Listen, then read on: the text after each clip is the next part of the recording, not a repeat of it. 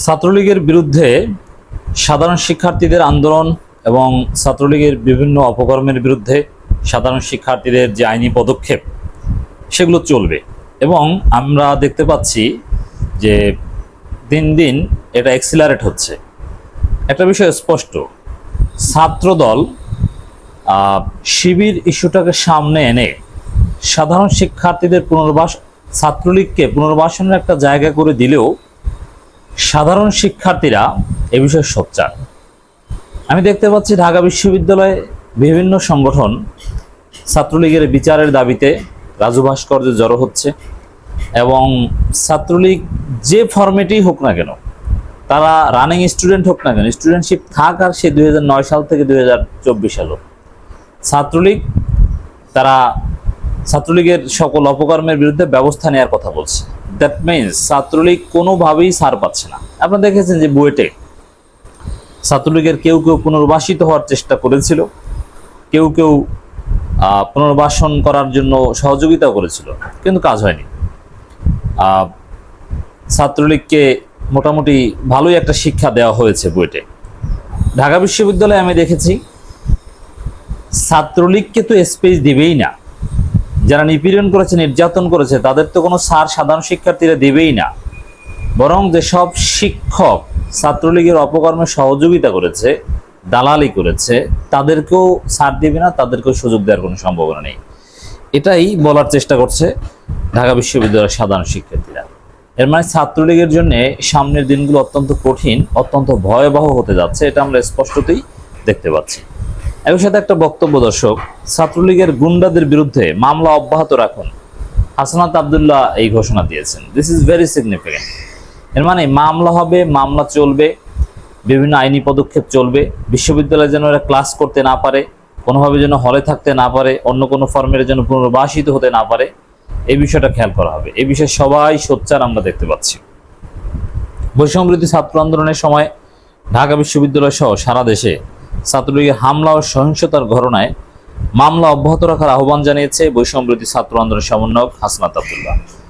এটার সাথে সুর মিলে আমি একটু অ্যাড করে বলতে চাই, শুধু বৈষম্যবিরোধী ছাত্র আন্দোলনের সময় ছাত্রলীগ যে মামলা করেছে তা নয়, বরং 2009 হামলা করেছে তা না, 2009 থেকে 2024 পর্যন্ত ছাত্রলীগ যত নিপীড়ন করেছে সমস্ত নিপীড়নকে চিহ্নিত করে মামলা করতে হবে। এই জন্যে বিশ্ববিদ্যালয়ের সাবেক শিক্ষার্থীদেরকে এগিয়ে আসতে হবে। ঢাকা বিশ্ববিদ্যালয়, রাজশাহী বিশ্ববিদ্যালয়, জাহাঙ্গীরনগর বিশ্ববিদ্যালয় থেকে শুরু করে সমস্ত বিশ্ববিদ্যালয় ছাত্রলীগ যত নিপীড়ন করেছিল সব প্রত্যেকটা নিপীড়নের কড়ায় গণ্ডায় হিসাব নিতে হবে। এই জন্যে যারা সাবেক শিক্ষার্থী, অনেকে আছে সরকারি চাকরি করে সামাজিকভাবে প্রতিষ্ঠিত হোক, কিন্তু আপনি একসময় নির্যাতিত হয়েছিলেন, সে নির্যাতনের বিরুদ্ধে এখন আপনি মামলা করেন।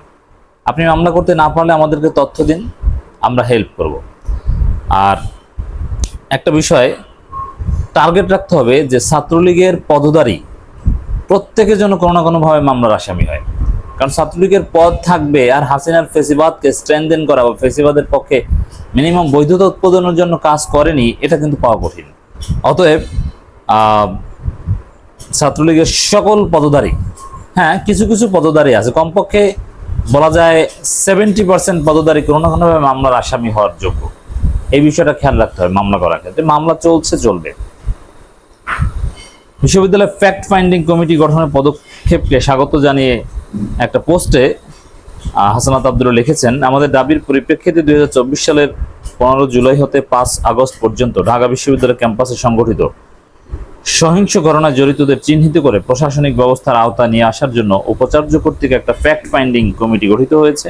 এই পদক্ষেপকে স্বাগত জানাই এবং আমরা উপাচার্যকে বলবো যে এই ফ্যাক্ট ফাইন্ডিং কমিটি যেন দালাল শিক্ষকদের চিহ্নিত করে, কারা হাসিনা ফেসিবাদের পক্ষে দাঁড়িয়েছিল, বিবৃতি দিয়েছিল, সাধারণ শিক্ষার্থীদের এই আন্দোলনের বিপক্ষে অবস্থান নিয়েছিল, সাধারণ শিক্ষার্থীদেরকে রাজাকার ট্যাগ দিয়ে হাসিনার মতো ধৃষ্টতা প্রদর্শন করেছিল, ঘৃণা উৎপাদনের চেষ্টা করেছিল, তাদেরকে খুঁজে বের করতে হবে।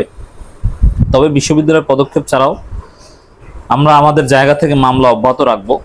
আপনারাও আপনাদের নিজেদের ক্যাম্পাসে ছাত্রলীগ গুন্ডাদের বিরুদ্ধে মামলা করা অব্যাহত রাখুন। কোনো শিক্ষা প্রতিষ্ঠানের কোনো নিপীড়কের ঠাঁই হবে না বলেও তিনি উল্লেখ করেন। অতএব ছাত্রলীগের পদধারী কমপক্ষে 70% নেতাকে মামলার আসামি হতে পারে, ওয়েট অ্যান্ড সি।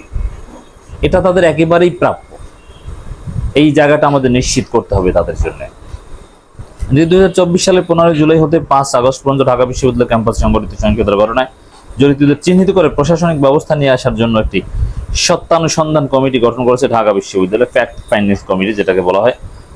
4 সদস্যের এই কমিটিকে আগামী 30 কার্যদিবসের মধ্যে প্রতিবেদন জমা দিতে বলা হয়েছে। এর মানে ছাত্রলীগ শীঘ্রই আরো বড় পদক্ষেপের মুখে পড়তে যাচ্ছে, কেউ ছাড় পাবে না। এভাবে ধীরে ধীরে ফ্যাসিবাদের প্রত্যেকটা উপাদানকে আমরা শাস্তির মুখোমুখি করবো ইনশাআল্লাহ।